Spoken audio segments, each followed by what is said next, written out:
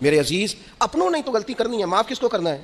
اپنوں کو. لیکن ہم نے باہر ساری دنیا کو معاف کر دیا ہے، اپنوں کو ہم معاف کرنے کو تیار نہیں. اپنوں کو معاف کرنا ہے، اپنوں سے درگزر. اور پھر آپ اگر کوئی دینی تعارف رکھتے ہیں، آپ نمازی ہیں، آپ حاجی صاحب ہیں، آپ بزرگ ہیں، آپ شیخ ہیں، تو پھر تو آپ کے اخلاق میں اور زیادہ وسعت ہونی چاہیے. جیسے جیسے بندے کی عمریں بڑھتے جائیں نا، ویسے ویسے اسے میٹھا ہونا چاہیے، کڑوا نہیں ہونا چاہیے. جیسے جیسے اس کی تسبیح بڑھتی جائے ویسے ویسے اس کا لہجہ بھی وسیع ہونا چاہیے. اس کے مزاج کے اندر دینی اگر آپ تعارف رکھتے ہیں تو پھر تو آپ کو، میں آپ سے عرض کروں، میں کئی دفعہ دوستوں سے شکوہ کرتا ہوں، میں کہتا ہوں یار ہم تو جو کہنا چاہتے ہیں وہ بھی نہیں کہہ سکتے. ہم تو سونا چاہتے ہیں، ڈھب سے سو نہیں سکتے، ڈھونڈتے پھرتے ہیں جگہ ملے کوئی آرام کرنے کو. کیوں؟ اس لیے کہ دینی تعارف رکھتے ہیں.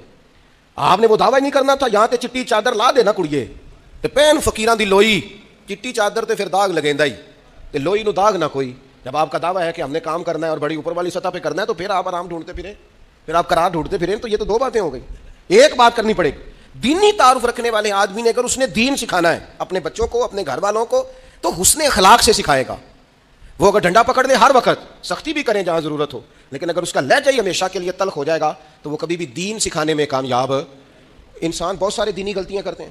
میں بہت سارے لوگوں کو دیکھتا ہوں وہ اس طرح تنقید کر رہے ہوتے ہیں جیسے انہوں نے پہلے سے پورا درس نظامی پڑھایا ہے، اصول پڑھائے ہیں، تو اب غلطی کر رہا ہے تو تنقید کر رہے ہیں. بھائی عام آدمی ہے، اس سے غلطی ہوگی.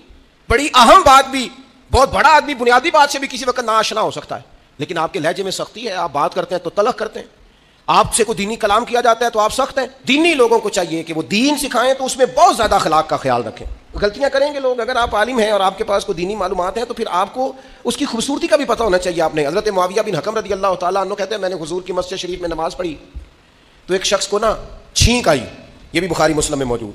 تو میں نے نماز میں کہہ دیا یرحمک اللہ، یہ چھینک آنے کا جواب ہوتا ہے، میں نے یہ نماز میں کہہ دیا. تو بہت سارے لوگ مجھے گھورنے لگ گئے، کچھ نے اپنے ہاتھ بھی مارے زانوں پر کہ یہ کیا کر رہے ہو، نماز میں بول رہے ہو.